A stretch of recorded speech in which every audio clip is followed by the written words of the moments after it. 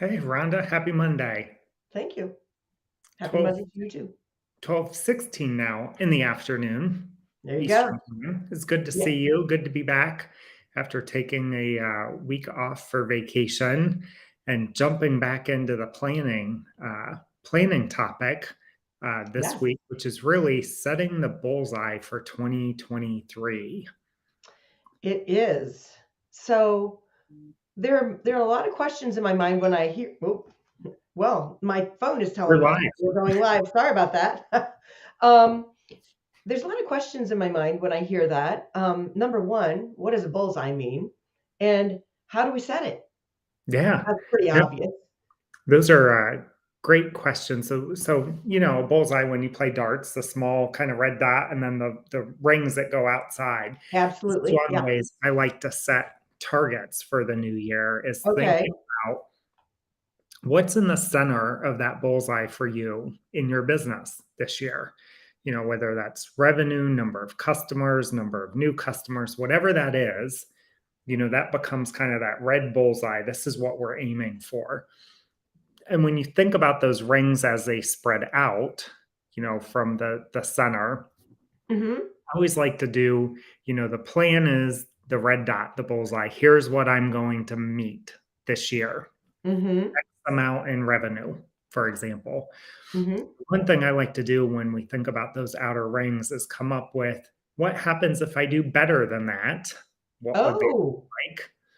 And on the flip side, if I went, so you think about that bullseye, maybe it's, this big. If you went right center of that and it was better, what does that look like? And then those outer rings can be, I think of them of degrees of missing the bullseye, but still hitting a target, meaning you're still on the dartboard. okay. Maybe something happened and you can adjust quick enough in the business and you're still on the board, just not ideally where you would want to be for the year. So that's the way I like to think about setting the bullseye for the next year is, what are those variations? What's the target, that bullseye that you Mm-hmm. want to hit? You want to be somewhere in this circle at the end of the year. And then what are some of those rings that kind of go out from that might not be the ideal year, but it would still be something to celebrate. You more than broke even. You're on, you still get points on the board for the year, even though it might not be where you wanted those points to be or in the numbers that you wanted to hit. So when you first, this is really fascinating, Jeff, because when you first were talking about not necessarily hitting the bullseye, I thought I heard you say that you might make more than what you anticipated. Who's going to be upset about that? Right. Of course, that can bring its own set of problems when you're trying to staff up or figure out a different system or process so that you can accommodate more business than you anticipated. And just for the record, I'm having a little challenge with getting the chat to come up. So, folks, we'd love to know if you're here with us. I just don't know that I'm going to be able to respond to everything in the moment. And we'll go in after we're done today and respond to any questions that you have, because for some reason it's just doing the big circle going around and around.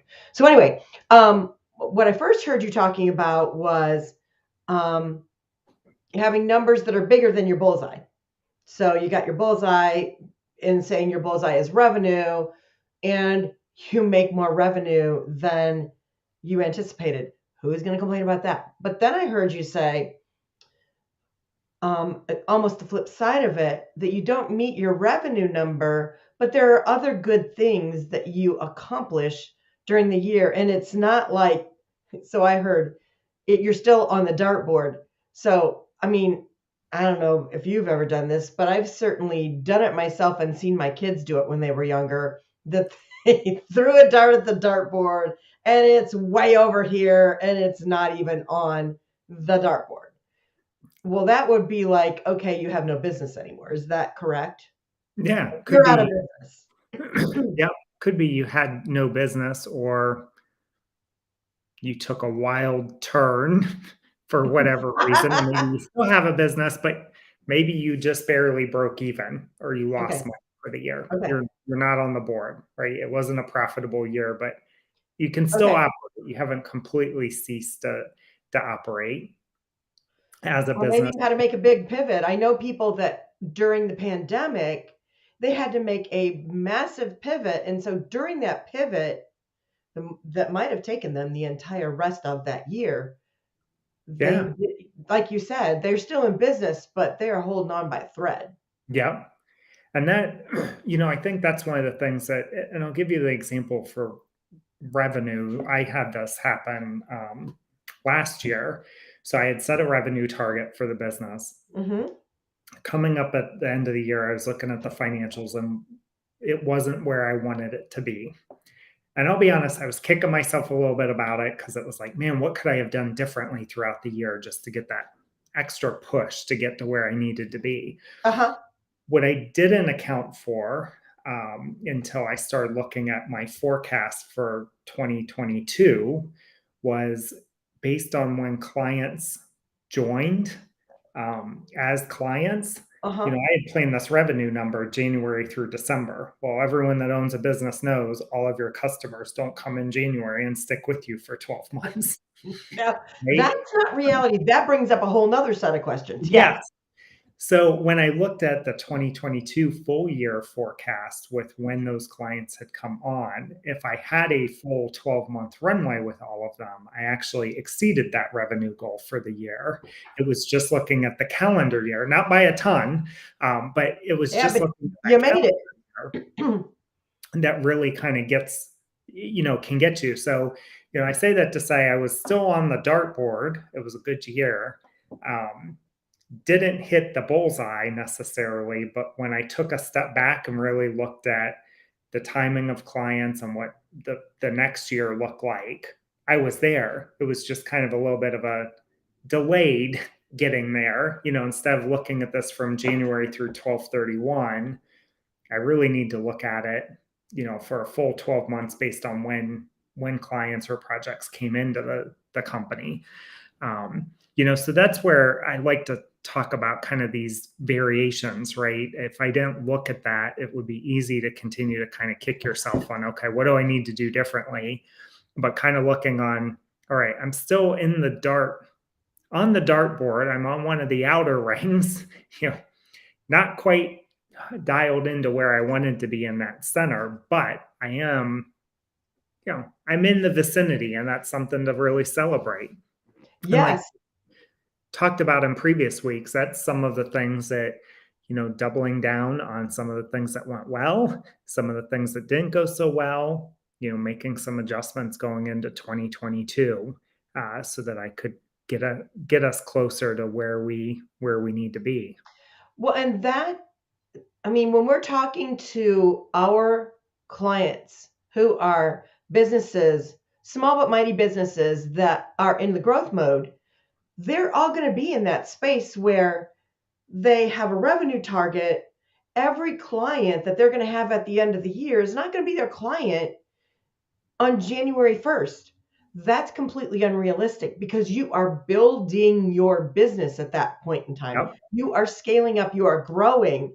So that's a place where, and I know that when you are building your revenue targets, that many times from a financial perspective, you'll take your revenue target for the year and say, I'm going to divide this by 12 and spread all the revenue and all the cost and all the good fun stuff across the year's time.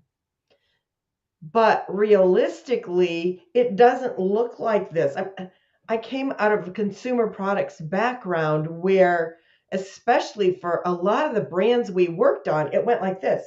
The year was like this, and then the holidays was like huge. The holidays were the place where all those brands that were part of the stable of Borden's back in the day, yes, I am dating myself, but all those brands made their massive amount of money, and this is no different than any retail operation, during the last quarter of the year, because that's when people were using a lot of those products. not to say there was none used during the rest of the year, but the majority, the seasonality of that product was a holiday related product. Yeah. And I think that's an important thing that you bring up is, as you go through these cycles year over year, you should get a pretty good idea of what percent of your total revenue comes in by month, and you can better plan for Yeah. what that year Mhm. needs to look like. In the retail space, my bet is fourth quarter is usually heavy with the holidays. So their revenue is Absolutely. probably heavier weighted there than earlier in the year, say January, Mhm. February. Um, so I think those are two really good points, and I think that's how you continue to build on this annual planning process. As you go through it once, you go through it twice, you get more sophisticated and more access to data year over year to know, how can we better plan for revenue and expenses. Yeah. um, has your chat come up, Rhonda? We've got a I couple To be things. honest with you, I kinda gave up on it because it just kept going around and around. It's Okay, still doing it. well, mine is up. Oh, good. Well, So I'm glad you do. yeah, so let me take a couple of these here. So Oh, awesome. it says her problem is that she tends to see that she's almost hitting the bullseye and change the goal to make it harder. Quote, moving the goalpost. So at the end of the year, I feel like I didn't hit the center. So that's interesting. I'm sure you've got some thoughts on that one. Moving the goalpost when you're getting ready to hit the bullseye. Boy, I have a lot of questions about that. I'm really curious about actually, I have questions and I have another thought about this that has to do with the bullseye, actually. Your first comments about the bullseye. So I'm really curious about what makes her decide, oh, I'm getting close to my bullseye, so I'm going to make my goal even bigger than it was. What's behind that? And if she can type that into the chat, I'd love to hear the answer. I really wish I could see it myself, but anyway, and that's point number one that I'd like to say about that. Point number two is a lot of times I have heard and have done this, setting a good, better, best goal for the year. So if I get here, I'm going to be satisfied. If I get here, that'll be fantastic. If I get here, oh my God, that'll be amazing. And I am going to celebrate by going to Bermuda. I don't know. I'm just making it up. Just saying. I think I know. I've heard about a place where they have butlers and what have you when you go there. Um, but maybe that's what if she's in that situation where she's getting close to her goal and she says, "Well, I need to make my goal higher then because if I reach my goal, then what am I going to do?" Um, to set those three goals would be a good way to look at that. So if I get to the bullseye, great. And if I can get even a tighter bullseye, that's better. And if I get beyond the bullseye, it's almost like it becomes three-dimensional at that point in time, then that requires a massive celebration for myself and my staff, my team that helped me get where we got to. I love that. Yeah, I'd say with the bullseye, I like the good, better, best because I think it's a good way to think about it. The other thing is that I would also think about is depending on what time of the year that you're hitting that. So if Mm, you're hitting it by Q1, Q2, your goal setting targets were probably off to begin with. If it was that easy, so you might have lowballed what you thought that you could do to make to feel good. You can check it off your list, right? That I got there early. And that's easy, in terms of I think we've all done it. When you have goals for a job that you tend to lowball what you think you can do so you can outperform what you actually did for the year.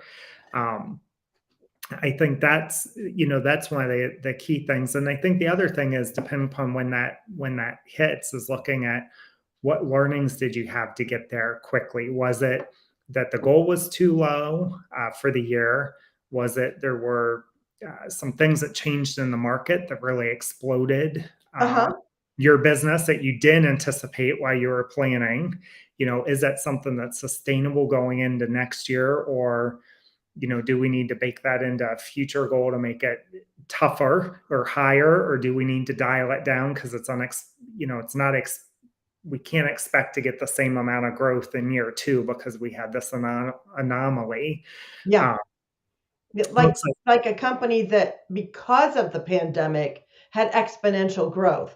For instance, Peloton. yeah, They are a good example of that. yep, that is. Now, Yasmin just responded. She said she thinks just like things I think I just like things to be hard on me. LOL. I tend to make a goal, and then when I'm about to hit it, I'm like, oh, I can change it. And at the end of the year, I'm wondering why I didn't get to the new goal instead of being happy getting to the first goal. She likes the good, better, best approach. So it's a great way to think about that. Yasmin, we'd love to hear from you kind of as you're going through this next year, what that looked like for you. But I do think it is something important to make sure you celebrate those milestones when you hit Yes, for sure. And I then agree. And oh, go ahead. I'm sorry, go I may go, okay, I'm gonna say this and then I'm gonna quit on this. I'm curious what it is about reaching the goal and then having to set another one, as opposed to being, not that you shouldn't keep going, because I'm not saying that at all, but what's with not being okay with just the satisfaction of reaching the goal and then saying, "Oh, I've reached my goal. Well, I can do more." It's really interesting because it sounds like before she actually gets to the goal, she sets the next one. And that could be a conversation on the side. Yasmin, I'd love to have a conversation with you about that, just saying. So anyway, okay, on to the next I question. I'm I was sorry. gonna say, I can share from my competitive side. If that were me, it's Mhm. because now I've got a new target that I gotta hit, and I gotta work twice as hard between now and December to try and hit this milestone to see how high I can take this goal in one Okay. year. So Okay. I could see it. I'm not saying that's Yasmin is or is not competitive, but I tend to compete with myself. And if I'm getting close, I'm going to try and ratchet it up to see, can I push myself to do that much more, over X number of months. So, Okay. yeah, Cool. I think that's good. So, we've also got Timothy asks, how often can we change our goals slash bullseye throughout the year? Okay. Process and systems guy. Yeah, What's your answer? that one's interesting. I'll take it back to Rhonda's good, better, and best. Overall, I think changing the goals bullseye, in my view, can be a little bit of a slippery slope for a couple Mm, of reasons. One, um, if you're, let's take it one path first. So if you're digesting and you're moving your bullseye down because it doesn't look like you're going to meet it, let's say come June, you try to trend out where you are the first six of the month, half of the month, and half of the year, and it's not going to make it by year end. Um, Doing that, I think sometimes tends to give people an excuse not to push harder. Um, some okay. people will, some people won't, but I think it's kind of an easy out, right? My planning was off, so I'm going to just adjust this and cut the goal. I'm making this up in half this year because half is what I can reasonably do. Uh, Mhm. what I like to do before adjusting one of those is trying to go back on, was something wildly off in the planning that I had some assumptions that were going to happen that are just unrealistic. Those assumptions are not going to come true, and the whole plan was built around these two or three key assumptions, and neither one of them have happened. It might make sense to make an adjustment to the goal or the bullseye. um, if the assumptions aren't way off, the second part of that is, I would focus on what would I need to do to still make this a reality yet this year, this particular goal. And, right now we're talking about annual kind of bullseye. I think one of the things that's probably really important to talk to based on Timothy's question is, how do you break that down into monthly or weekly goals? You Or know, even 90-day goals. or even 90-day goals. So, you think about earlier, you had mentioned, when revenue comes in and the consumer products being heavy in fourth quarter. If you know that about your business, and let's say in June, you're not close to making it, but you know that the majority of your revenue comes in Q4, Yeah. it might Uh-huh. be too premature to adjust that bullseye or that goal.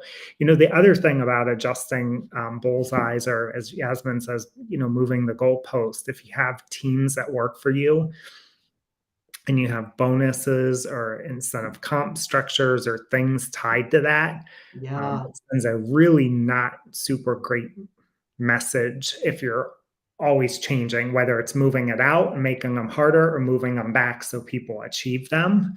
I think that's where having a good plan and in a planning process and being pretty good and conservative in what you believe is likely to happen, at kind of that good, maybe you set your goals at the good, and then the better and best, the pot just gets sweetened if you hit Yeah. those, but be reasonable. There's another client that I've done some work for that, they know what their growth rate is year over year, and they tend to set their goals 1 to 2 percentage points below that, um, just as their baseline, kind of their good. And then, better is actually meeting what they think is likely plus a little bit extra. And then best is, if we go more than 3, 4, 5% greater in growth over last year, that's like a great thing for us. So, some of this is a little bit, I'll call it a little bit more of an art form than a science too. That's so There's true. no magic formula for setting, what the bullseye looks like. And each time you do that, the goal is really, how do you get better and have more data and more insights to set those more effectively, every year. So Yeah. So, going back to what will you read Tim's question again? Because I had a little bit different take on. I think everything you said was really important, but I'd like to shade a little bit differently on it. But I need to hear the question again. yeah. So Timothy's question was, how often can we change our goals slash bullseye throughout the year? Okay. And so and you were talking about being careful about how we adjust the goal for a lot of reasons that you had great reasons. What I was thinking about in hearing his question is, I'm not so sure that we should adjust the goal at different points during the year unless we're just finding out. So, say we introduced a new product and we're realizing that something is not where we anticipated it being with the new product. Well, maybe we need to change our actions we're doing in some way. How are we going to market with it? What's our focus around this? What is our messaging? And are we talking to the right people? That's what I would be doing before I changed my goals around that. Make sense? Yeah, no, that is good. Timothy asked, can we set up monthly bullseyes as well as annual? And my short answer is absolutely. So if you think about setting that annual goal, right, Yes. on whatever that annual target is, one of the things that I like to do is take that and break it down to, for me, it's easy to go monthly or go from, annually to quarterly, looking at 90 days, and then from 90 days down to 30 days. Um, so I'll Yes. have incremental 30-day things that I need to hit, that if I hit each one of those 30-day kind of bullseyes, the 90-day will be met. And if I can hit 4 90-day kind of time frames, the year will be hit. So, setting up monthly, Um, I've even seen some business owners I work with that have them daily. So those that are in kind of more of a retail environment, they know how much money their retail establishment needs to make per day in order Mhm. to hit what they need for the month, and then the 90-day, and then for the year. So I think that the more granular that you can get those without it becoming super burdensome is better, because it's easier to course correct on a daily or weekly or monthly than it is on a semi-annual or annual basis. So, Absolutely. and this is where it goes, I think, a little bit to the art form.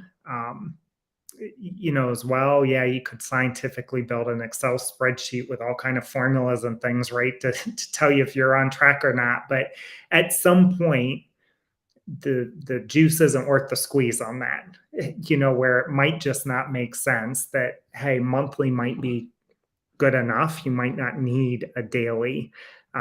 Industries where that might make sense is more retail type environment, where you might be using Square or some other POS that can give you Right. sales by day with a click of a button pretty easily, and you can know, did you have a good day? Here's what good looks like, here's what better, and here's what best looks like on a day-to-day basis.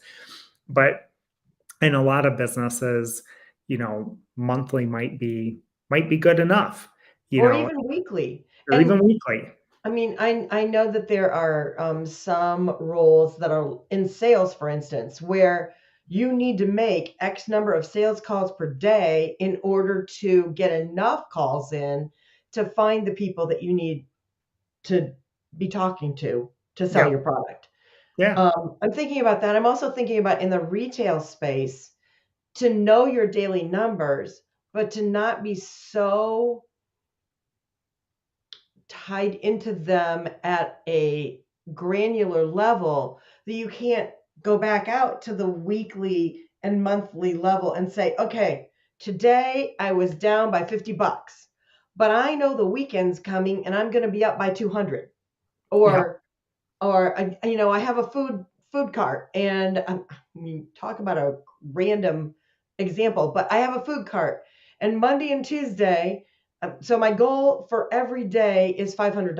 I don't know, making it up.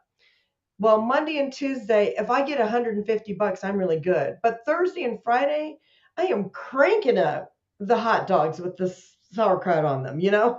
Yep.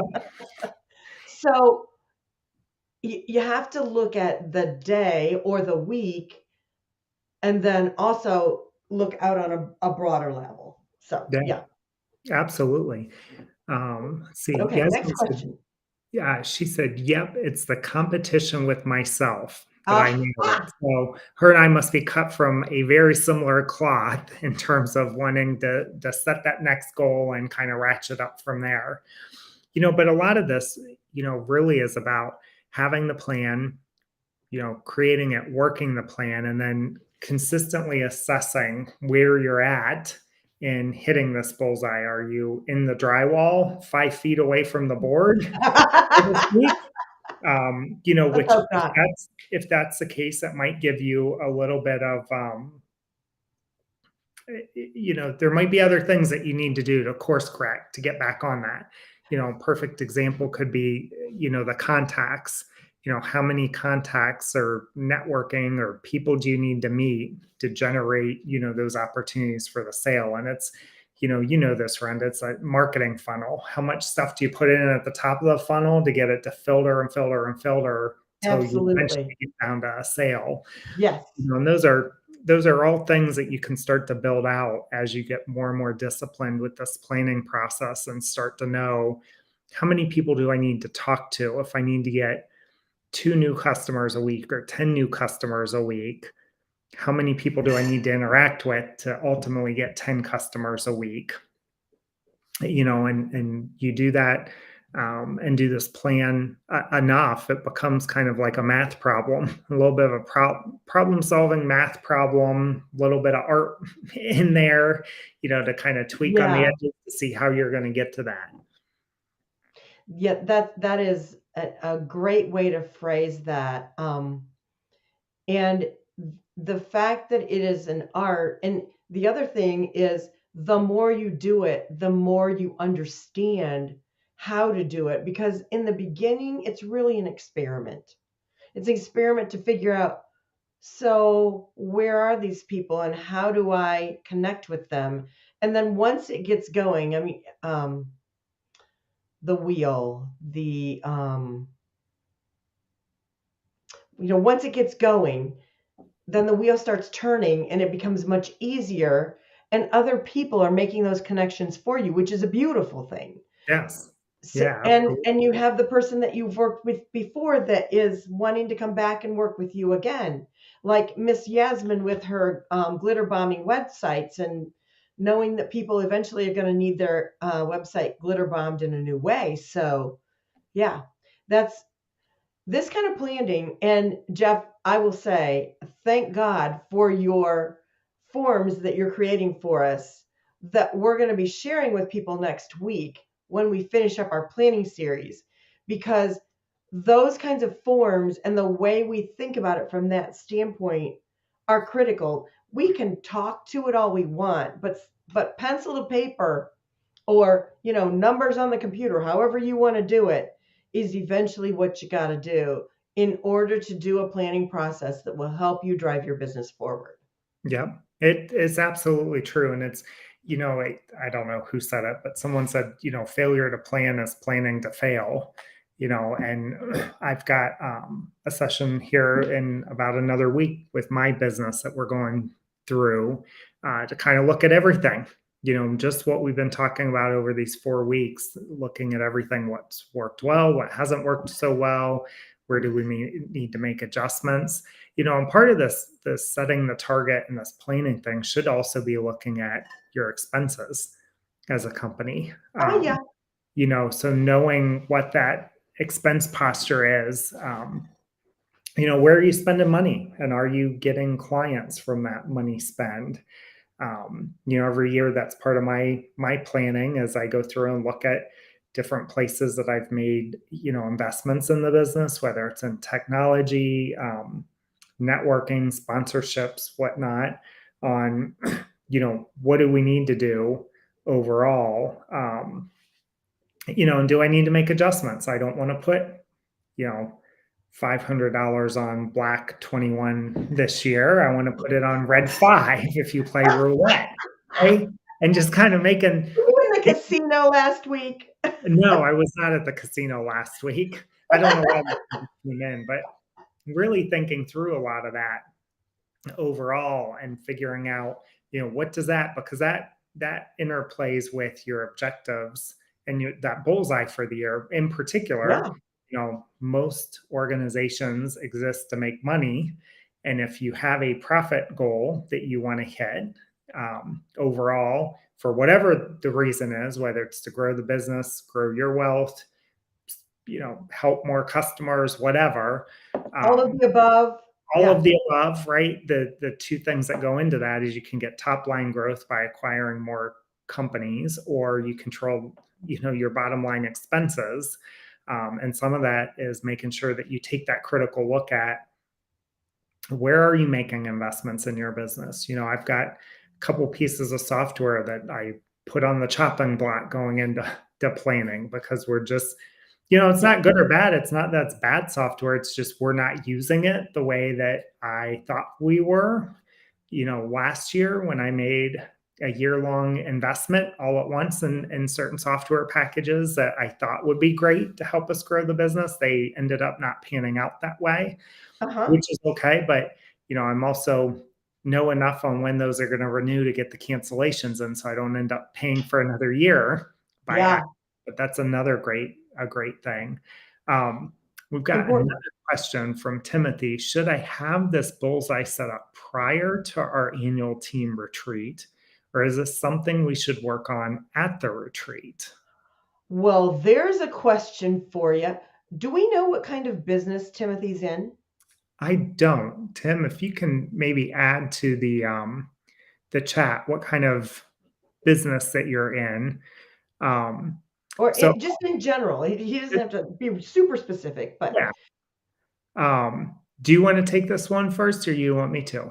No, I want you to go first, and then if I have feedback, I'll chime in because you know I always have an opinion. And then you can tell me if I'm wrong or not. So, No. Well, yeah. yeah, see, I know what you're up to, Rhonda. So Timothy said that he's in the mortgage business. Oh, okay. So one of the things that I personally, and leader to leader, I think this is slightly different in business owner to business owner, but my personal preference is doing that with a team. And for a couple reasons. One, you get to see the thought process of everyone on the team on how they're thinking about what the goal needs to look like. And Mhm. through that discussion, you can, I think, glean a lot of things as the leader or the business owner. The other thing I really like about bringing teams in on this as part of a retreat is it gives them ownership in the outcomes. This just So isn't true. the manager or the owner saying, we're going to do X this year. It's a collective and you get a lot out of that. Some people would say, it's a lot easier for me just to say, this is what we're going to do. I own the business, and then let the team be a part of executing it. There's nothing wrong with that. My style is just very different in terms of I'd rather be very transparent and collaborative with a team and get their thoughts as well. And I've been a part of both, and some of that could be, I'll call personality types, that Yeah, I personality. did hear the word collaboration in there, Jeff, and I know that that's something that you're really all about. And I Yes. love collaborating too. So, yeah, Yeah. So I think that there's different ways, but my preference is to have everyone be a part of it. And there's actually a fun exercise I've done in the past with groups is have everyone on a post-it note, right? What they think the expectation should be for the year and why. And you'll get, depending upon how big your team is, you'll get a wide variety of I answers. bet. Hmm. And there's kind of this process of fine tuning that wide variety of from X to Y down to what's actually the number that we're going to hit. And I've done this with several groups before in planning, and it's always been good to hear a lot of the dialogue and from different functional leaders on why they think that it should be X. And then ultimately, the business owner gets to make the decision, or the leader gets to make the decision after hearing everyone out and acknowledging everyone's input on here's Hmm. what we're going to do. And it's a great way to do that. And not just to do that, but I think having clarity before January for the Oh, team, what the absolutely. goal is, Yeah.